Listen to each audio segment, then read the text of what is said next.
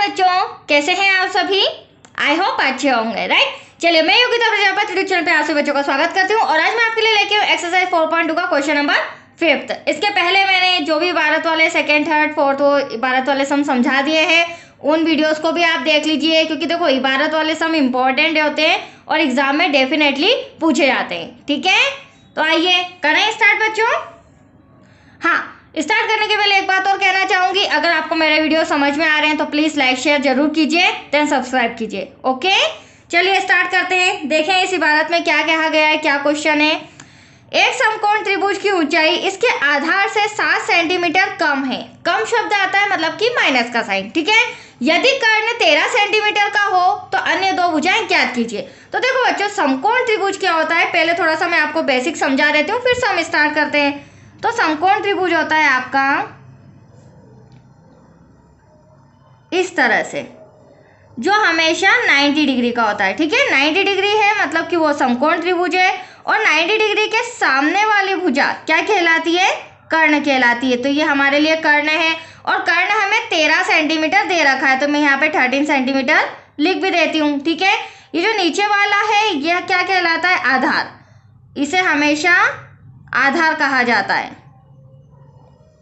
जिसे हम मान लेंगे x। माना कि समकोण त्रिभुज का आधार क्या है, x। Any doubt? ये वाले जो स्ट्रेट लाइन है, स्टैंडिंग लाइन, इसे हम कहते हैं लंब। क्या कहेंगे इसे, लंब। और लंब है तो हम ऊंचाई भी कह सकते हैं, राइट। तो आया आपको समझ में, ये होता है समकोण त्रिभुज। अब देखो क्या कहा गया है, एक समकोण त्रिभुज की ऊंचाई, ध्यान से समझना, ऊंचाई मतलब कि ये एक समकोण त्रिभुज की ऊंचाई इसके आधार से 7 सेंटीमीटर कम है।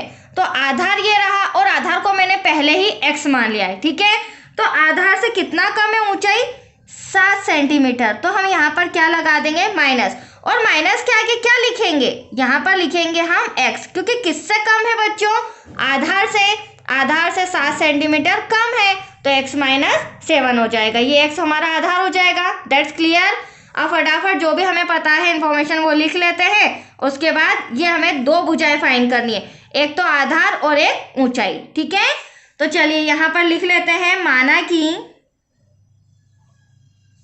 समकोण त्रिभुज का आधार, समकोण त्रिभुज का आधार हमने माना x सेंटीमीटर। ठीक है, समकोण त्रिभुज का आधार x सेंटीमीटर है, तो इसकी ऊंचाई कितनी हो जाएगी,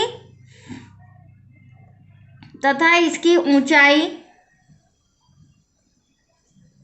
x - 7 सेंटीमीटर। ठीक है, ये आपका ड्रॉ है, इसमें मिक्सअप मत करना। ठीक है बच्चों, तो ऊंचाई हमने लिख ली है x - 7 सेंटीमीटर। कर्ण हमें दिया है 13 सेंटीमीटर, जो कि मैंने ड्रॉ में भी रिटर्न किया है।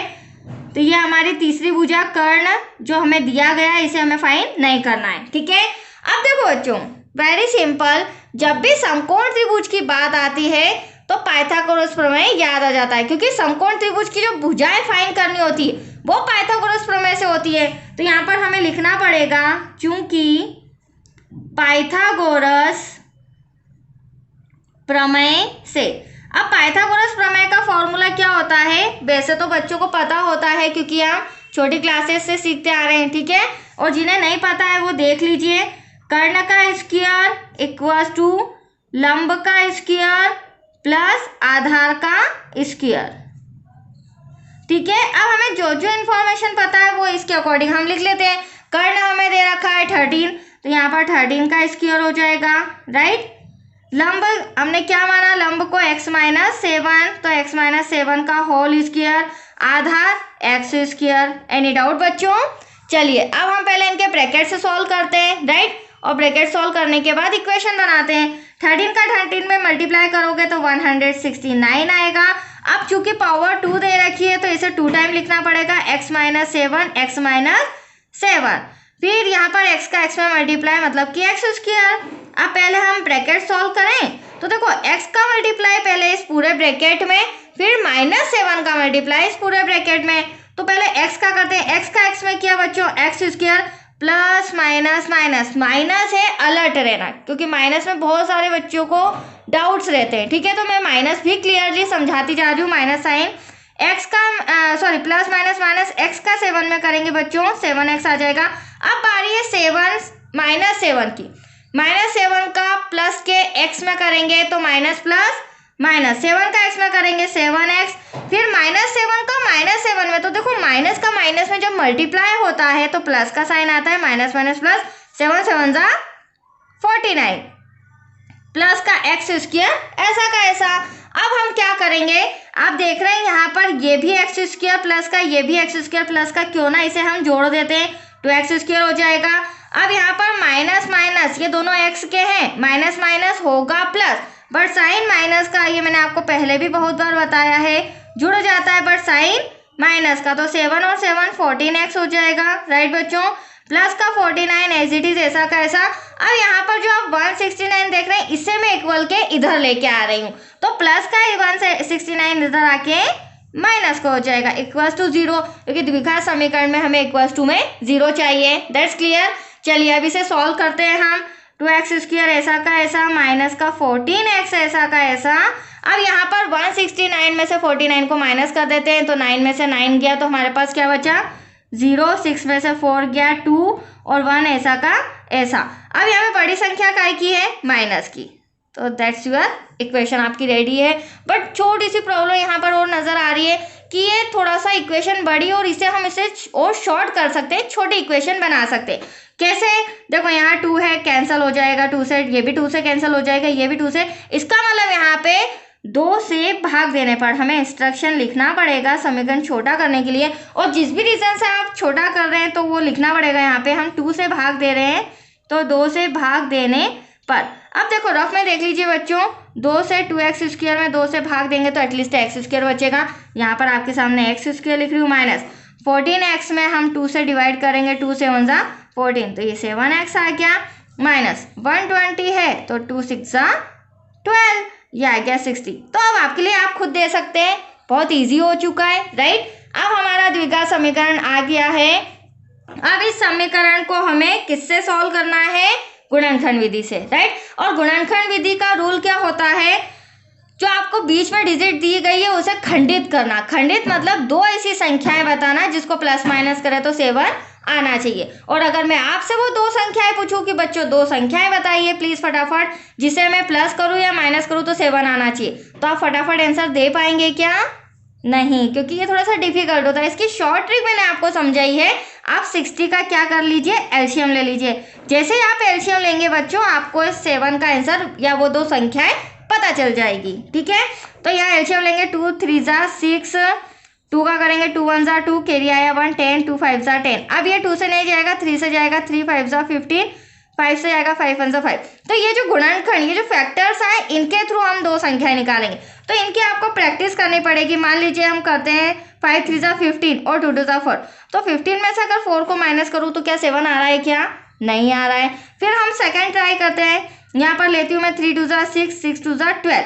अब 5 को रहने दीजिए, तो यदि मैं 12 में से 5 को माइनस करती हूँ तो 7, दैट्स योर आंसर आ चुका है, राइट। और 12 में यदि मैं 5 का मल्टीप्लाई भी करती हूँ तो 60, दैट्स योर आंसर। तो हमारा 7 भी आ रहा है 60 भी आ रहा है। इसका मतलब क्या हुआ, गुणनखंड विधि उसे बोलते हैं कि ऐसी 2 संख्याएं बताइए जिसका प्लस माइनस करे तो बीच वाली संख्या आनी चाहिए और गुणा करे तो आखिरी वाली संख्या आनी चाहिए। तो हुआ आपको क्लियर बच्चों।